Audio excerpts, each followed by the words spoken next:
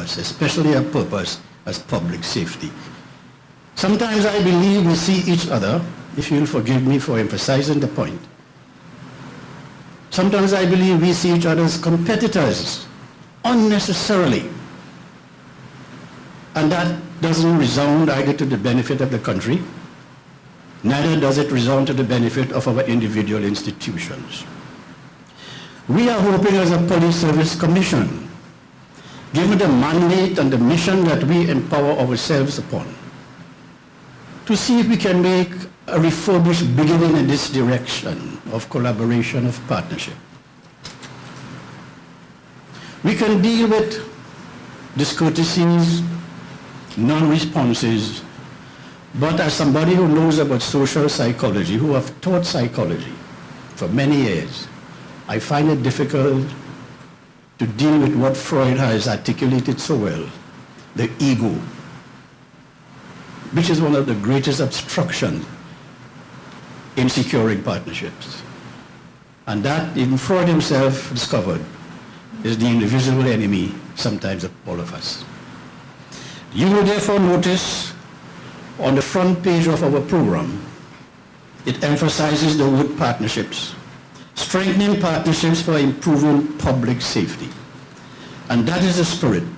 This is a roundtable, preliminary as it is, heading towards a larger configuration for all of us and by all of us.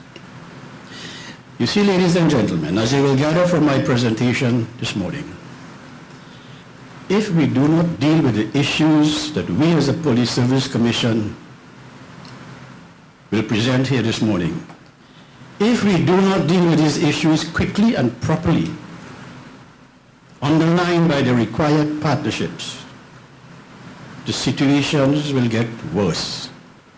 And history will tell us that.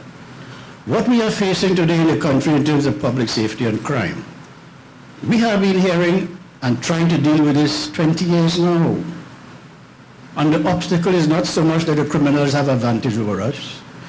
The obstacle is that, but through lack of partnership and effective planning, we have given the criminals the advantage over us. So I am emphasizing these points, perhaps rather too graphically, but I need it to be considered and reflected upon. We made this decision at the Police Service Commission meeting some months ago. And there it was decided that we should have this preliminary planning meeting to move on higher up. I want to congratulate my fellow commissioners for the support, for the vision. And lest I forget, I want to congratulate the Secretariat, the Director, the staff, who have joined together at quick notice to produce this particular occasion. And also the Director of Personnel Administration for making the facilities available at this venue. Ladies and gentlemen, first of all, how did the new police reform legislation begin? About 20 years ago, an intense debate grew over the capability of the police service in the areas of crime management, crime reduction, and crime control. Within this debate, intense public pressure was put upon whichever government and opposition were in office. And between the years 2004 to 2005 particularly, heavy public pressure was put upon both parties to take a bipartisan approach to deal with crime and police reform, especially since the required reforms required a special majority in Parliament. The central issue, therefore, was the need for improved public safety in the context of police governance. The work of each agency here this morning is connected in one significant way or another in helping to ensure public safety. In fact, this morning's roundtable is a result of meetings, as I have said, which we had with your respective agencies when several ambiguities and overlaps were noted. These observations created an obligation, which we shared through a partnership effort to heal the gaps and clarify our rules and see how far we can go in strengthening the governance architecture. A specific question in the public discourse was the extent of powers which the Commissioner of Police has, or should have, over the police service. It was felt both within and outside the police service that while the Commissioner had responsibilities and was held accountable for police performance at that time, the commissioner had relatively little power over the management of the service and its officers. Such powers, it was felt, resided in the then Police Service Commission and the executive, in particular the Ministry of National Security. I myself, as Mr. Ramkalawat is now, as an independent senator and chairman of the Joint Parliamentary Select Committee at the time, had the opportunity to examine the Police Service Commission and the Commissioner of Police on these matters of police performance, management, and police accountability. During that time, too, the rate of serious crime, kidnapping and murder in particular, showed dramatic increases, just as we are having now, the same concerns, but the remedies have not been put together yet. And that is the mild complaint I was making earlier on. When will we really get ready? This increase was accompanied by widespread public fear of crime. Pressure from several sectors, especially from editorials and the business community, was put on the opposition to join with government in coming up with a package of reform legislation. One lobby group, the Keith Noel Committee, I wouldn't tell you who that was headed by at that time. The Keith Noel Committee organized what was called a death march. This death march culminated in a lineup of 300 corpses, dummies really, stuffed dummies, strewn along the streets around Woodford Square. That was how the atmosphere was in those days. Through such demonstrations and media advertisements, heavy pressure was put upon the members of Parliament. Several of those are here today. Not the same one, but members of Parliament here today. Pressure was put upon them to do something about crime. And that was how things were in the years 2004 to 2005, as it were. The atmosphere was intensely politically charged. Eventually, after several meetings by both political parties, the PNM and the UNC in those days, a bipartisan-driven package of legislation was passed in Parliament with the required special majority, especially directed at sections 122 and 123 of the Constitution. Constitutional amendments number 6 of 2006 and number 12 of 2007 with supporting legal notices were passed in Parliament. A major change was the increased powers given to the police commissioner. So this brief background in today's exercise is important for 4 reasons. 1, the bipartisan approach to the legislation package demonstrated the effectiveness of sustained public pressure. 2, with the passing of the 2 major constitutional amendments, the public celebrated at that time. They celebrated with hope for crime reduction and efficient police performance. 3, there will be great disappointment among the population if the fear of crime and the rate of serious crime are not significantly reduced, and if public confidence in the police is not increased given those changed constitutional conditions. 4, the taxpaying population, quite naturally, will want to know the extent to which the increased powers given to the Commissioner of Police have brought about significant improvements. But there is more. As I point out now in the second part, what about process? What about partnerships? What about responses from the other agencies that would help us do the work the Commissioner of Police and the Police Service Commission are empowered to do? So I will show you now a slide about the architecture which governs all of us in one way or another. You have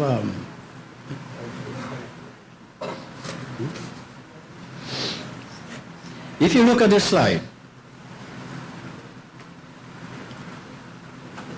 you will see the architecture. And this is where we'll derive our understanding of the relationships and where I call the ambiguities and the overlaps. And it will draw our attention to the need for repair to the system. If you look at the top, you have at that peak the executive through the Ministry of National Security having some input into policing and safety and police governance through policy, especially through policy, and through contractual obligations between the commissioner, the deputy commissioner, and the ministry. So that is an input. On the left, you have the Police Service Commission, also having an input through the constitutional amendments.